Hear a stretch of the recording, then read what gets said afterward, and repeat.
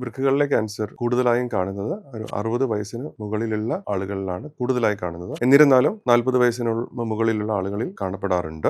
Male female ratio നോക്കുമ്പോൾ ആണുങ്ങളിലാണ് ഇത് കൂടുതലായി കാണപ്പെടുന്നത്. മൂത്രത്തിൽ രക്തം പോകുന്ന അവസ്ഥ കണ്ടിട്ടാണ് പേഷ്യൻസ് നമ്മളുടെ അടുത്തേക്ക് എത്തുന്നത്. ഹലോ, ഞാൻ doctor Sachin, Kochi medical trust ഹോസ്പിറ്റലിൽ യൂറോളജിയിൽ വർക്ക് ചെയ്യുന്നു. ഇന്ന് നാം സംസാരിക്കുന്നത് വൃക്കകളിലെ ക്യാൻസറിനെ പറ്റിയാണ്. വൃക്കകളിലെ ക്യാൻസർ കൂടുതലായും കാണുന്നത് ഒരു 60 വയസ്സിന് മുകളിലുള്ള ആളുകളിലാണ് കൂടുതലായി കാണുന്നത്. എന്നിരുന്നാലും 40 വയസ്സിന് മുകളിലുള്ള ആളുകളിൽ ഇത് കാണപ്പെടാറുണ്ട്.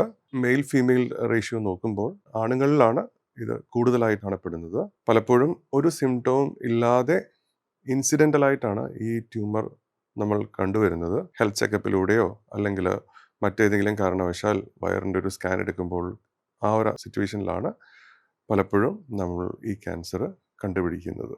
നമുക്ക് കിഡ്നിയിലെ ക്യാൻസേഴ്സ് 2 രീതിയിൽ തരംതിരിക്കാം. ഒന്ന് കിഡ്നിയുടെ ദശയിൽ ഉണ്ടാവുന്ന ക്യാൻസർ, അതായത് RCC എന്ന് പറയും. രണ്ടാമത്തേത് കിഡ്നിയുടെ ഉള്ളിൽ തന്നെ യൂറിൻ ഉണ്ടായി അത് കളക്റ്റിംഗ് സിസ്റ്റം എന്ന് പറയും. യൂറിൻ ട്രാൻസ്പോർട്ട് ചെയ്യുന്ന ട്യൂബ്സ്, കളക്റ്റിംഗ് സിസ്റ്റം. ആ കളക്റ്റിംഗ് സിസ്റ്റംസ് ജോയിൻ ചെയ്തിട്ടാണ് നമുക്കൊരു കാലിക്സിൽ നിന്നാണ് പെൽവിസ് ഉണ്ടായി. അവിടെ നിന്നാണ് യൂറിറ്റർ എന്ന ട്യൂബിലൂടെ ബ്ലാഡറിലേക്ക് യൂറിൻ പോകുന്നത്. അപ്പോൾ ഈ യൂറിൻ വിസർജിക്കപ്പെടുന്ന ട്യൂബ്സ്, ആ ഏരിയയിൽ ഉണ്ടാകുന്ന ക്യാൻസർ, അതിന് ട്രാൻസിഷണൽ സെൽ കാർസിനോമ എന്ന് പറയും. അപ്പോൾ ഇതിൽ ട്രാൻസിഷണൽ സെൽ കാർസിനോമ എന്ന ട്യൂമേഴ്സ് കൂടുതലായി കാണപ്പെടുന്നത് അനലിൻ ഡൈ എക്സ്പോഷേഴ്സ് ഉള്ള ആളുകളിൽ കൂടുതലായിട്ട് കാണപ്പെടുന്നുണ്ട്. അതായത്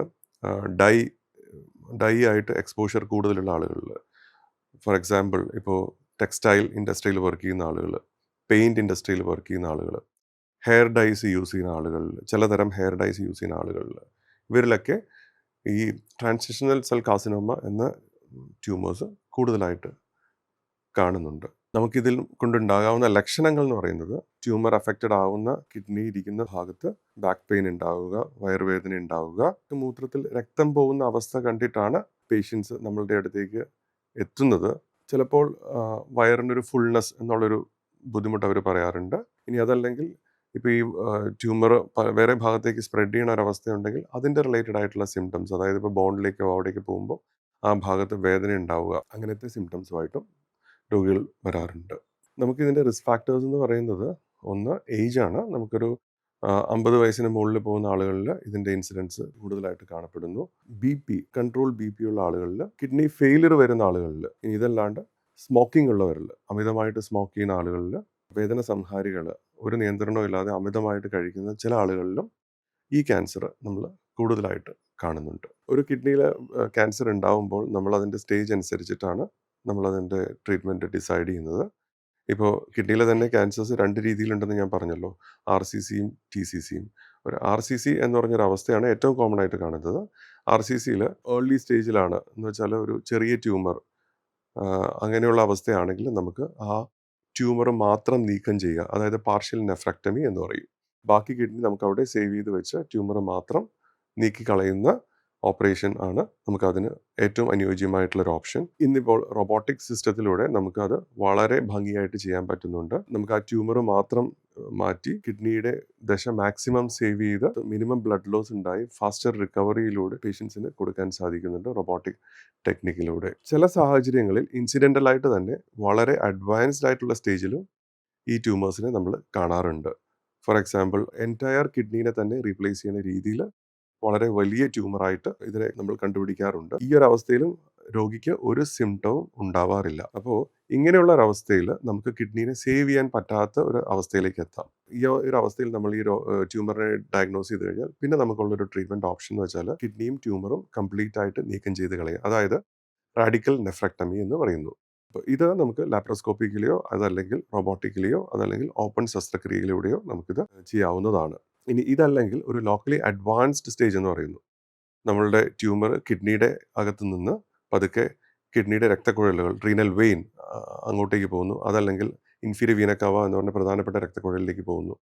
അങ്ങനെയുള്ള അവസ്ഥയിലേക്കൊക്കെ എത്തുന്നു. ഈ ഒരു സിറ്റുവേഷനിൽ എത്തിക്കഴിഞ്ഞാലും നമുക്ക് ഇത് ശസ്ത്രക്രിയ ചെയ്ത് തന്നെ നമുക്കിതിനൊരു ക്യൂറേറ്റീവ് ട്രീറ്റ്മെൻറ്റ് പലപ്പോഴും നമുക്ക് കൊടുക്കാൻ പറ്റാറുണ്ട്. ഇനി 4ാമത്തെ സ്റ്റേജ് എന്ന് പറയുമ്പോൾ ഇത് ഈ കിഡ്നിയിൽ നിന്നും വേറെ അവയവങ്ങളിലേക്ക് സ്പ്രെഡ് ചെയ്യുന്ന അവസ്ഥ, മെറ്റാസ്റ്റാറ്റിക് സ്റ്റേജ് എന്ന് പറയുന്നു. അങ്ങനെ ഒരു അവസ്ഥയിൽ വന്നു കഴിഞ്ഞാൽ നമുക്ക് സർജറിയും അതിൻ്റെ കൂടെ തന്നെ അനുബന്ധമായിട്ട് മരുന്നുകളും നമുക്ക് എടുത്ത് നമുക്ക് ഈ അസുഖത്തെ കൺട്രോൾ ചെയ്യാൻ പറ്റും. പക്ഷെ നമുക്കൊരു ക്യൂർ പലപ്പോഴും സാധ്യമാവാറില്ല. ട്യൂമേഴ്സ് വരാതിരിക്കാൻ നമുക്ക് എങ്ങനെ ശ്രദ്ധിക്കാം എന്നുള്ളതാണ്. ഒരു പരിധിവരെ നമുക്ക് നമ്മുടെ ലൈഫ് സ്റ്റൈൽ മോഡിഫിക്കേഷനിലൂടെ ഈ ട്യൂമേഴ്സിനെ നിയന്ത്രിക്കാവുന്നതാണ്. 1 ആവശ്യത്തിന് വെള്ളം കുടിക്കുക.